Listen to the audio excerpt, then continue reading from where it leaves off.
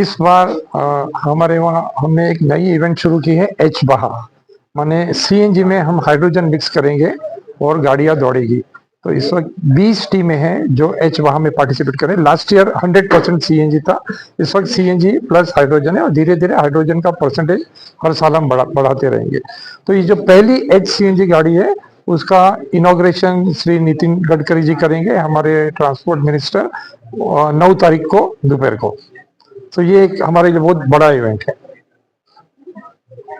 अपने छात्रों के लिए उनके होलिस्टिक डेवलपमेंट के लिए प्रयासरत रहता है। और अगर हमें देखें तो हमारी मैकेनिकल इंजीनियरिंग, इलेक्ट्रॉनिक्स इंजीनियर और हमारे कंप्यूटर साइंस के भी बच्चे बाहा की टीम के साथ काम करते हैं और ये साल भर मेहनत करते हैं और हम इन्हें सारे साधन और सब चीज़ दिलवाते हैं जिससे ये कर सकें।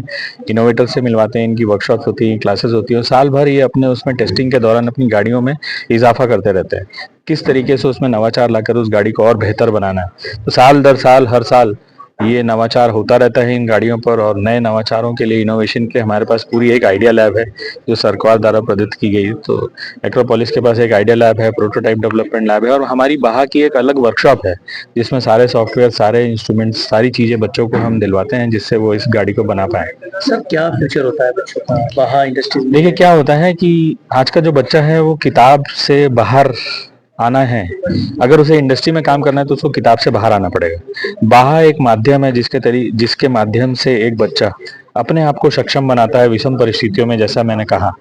तो चूंकि हम ये चाहते हैं कि हमारा बच्चा इंडस्ट्री ओरिएंटेड हो, तो बाहा एक ऐसा प्लेटफॉर्म होता है जहाँ पर बच्चा जब साल भर उस वर्कशॉप पे काम करता है, अपने हैंड्स ऑन काम करता है, तो वो सीखता है किस चीज़ को कैसे डील करना है, टीम को कैसे डील करना है, लीडरशिप क्या है, डिसीजन मेकिंग क्या है, लिमिटेशन और कांस्टेंट में काम करता है, हर वेदर में काम करने की कोशिश करता है। उबड़ खाबड़ रास्तों पे गाड़ियां चलानी है, उसको बहुत सारे चैलेंजेस आते हैं।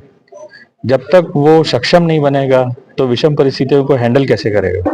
और एक छात्र जब अपना कॉलेज छोड़ता है और जब वो अपनी समाज में आता है एक प्रोफेशनल की तरह, तो वो सक्षम प्रोफेशनल होना चाहिए। और बाहा ये दोनों आयाम देता है, उसको टेक्नोलॉजी का भी आयाम देता है और उसको एक बेहतर इंसान भी बनाता है। जैसे मैंने थोड़ा देर पहले बताया था, हम जब भी 2007 में चालू किए थे 27 टीम के साथ मैकेनिकल बाहा चालू किए थे। 2010 में हम लेट हमारे प्रेसिडेंट श्री एपीजे अब्दुल कलाम को इनवाइट करने के लिए गए थे एज ए चीफ गेस्ट। उन्होंने हमारे इवेंट के बारे में जानकारी लेके बोला कि आप लोग एक ई व्हीकल का चैप्टर चालू करें क्योंकि हमारे फ्यूचर कंट्री का ई व्हीकल होगा, तो आप वो चालू करिए। और जब vehicles and events participates for events. So for Volvo, it's we have, as I just showed, we have the three-pronged strategy. We don't believe in one technology. We don't believe that there's one silver bullet solution that will benefit all the world, all different applications.